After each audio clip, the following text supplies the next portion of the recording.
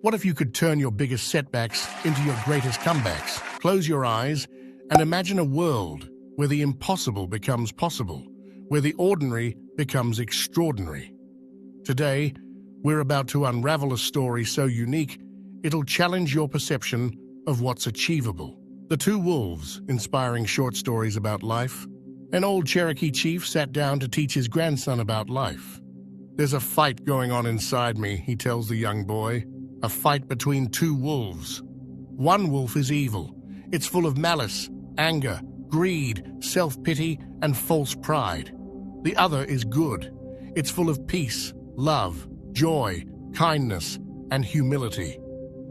This same fight is going on inside you and everyone else on the face of the earth." The grandson was quiet, pondering this revelation for a moment before asking, "Grandfather, which wolf will win?" The old man smiled and replied, "The one you feed." Moral of the story is, good and evil exist within each of us. It's our responsibility to own that reality and do whatever we can to nurture the good. Number 2, the fisherman and the businessman. This is my favorite motivational story from the all. Once upon a time, there was a businessman who was sitting on the beach in a small Italian village. As he sat, taking a brief break from the stress of his daily schedule, he saw a fisherman rowing a small boat back into the harbor. In the boat were a few large fish. Impressed, the businessman asked the fisherman, "How long does it take you to catch so many fish?" To which he replied, "Oh, not so long." The businessman was confused. "Why don't you fish for longer to catch even more?" "More? This is enough to feed my entire family and even offer some to my neighbors," the fisherman said. "So, what do you do for the rest of your day?"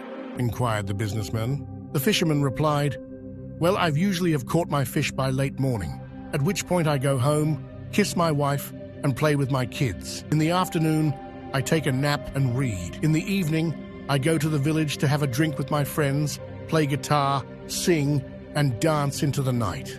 Putting his entrepreneurial hat on, the businessman offered a suggestion. "I have a PhD in business. I can help you become much more successful. From now on, you should spend longer at sea and catch as many fish as possible. When you've saved enough money, buy a bigger boat to catch even more fish. From there, you'll soon be able to buy more boats, set up your own company, build a production plant to can the fish and control distribution, and move to the city to control your other branches." To this, the fisherman asks, "And after that?" The businessman laughs. "After that, you'll be able to live like a king, take your company public, float your shares, and be rich." "And after that?" asks the fisherman once more. "After that, you can retire, move to a house by the sea, wake up early in the morning to go fishing, then return home to play with your kids, kiss your wife, take a nap in the afternoon, and join your friends in the village to drink, play guitar, and dance into the night." Puzzled, the fisherman replies, "But isn't that what I'm doing already?" Moral of the story, be content with what you have. Do you really need to keep pushing for more? Stress is often a choice. There's joy and peace in simplicity. Number 3, the story of the grateful starfish's inspiring story about attitude.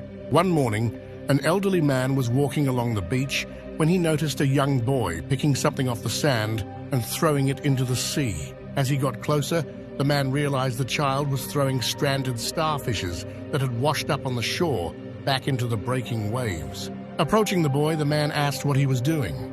"The starfish will die if they're still on the shore when the sun rises," he replied. Perplexed, the old man said, "But that's pointless. There are countless miles of beach and thousands of starfish. It doesn't matter how many you return to the water, you can't make a difference." Unfazed, the boy bent down, picked up another starfish, and tossed it into the sea. "It matters to this one," he said. Moral of the story is, no matter the odds of success or the scale of the challenge, your actions can make a difference. It's better to light a candle than curse the dark. Every little counts. Doing something to make a positive change is always better than nothing. Number 4, the story of the lumberjacks. Stories about inspiration and productivity. Two lumberjacks of equal skill, experience, and stature work side by side, chopping down trees together every single day. However, one lumberjack works non-stop without taking a break, whereas the other takes an hour-long lunch break every afternoon. Despite working for less time, both lumberjacks inevitably chop the same number of trees by the end of each working day. Puzzled and frustrated, the lumberjack who works all day long asks the other how he manages to chop just as much as him while still taking a break.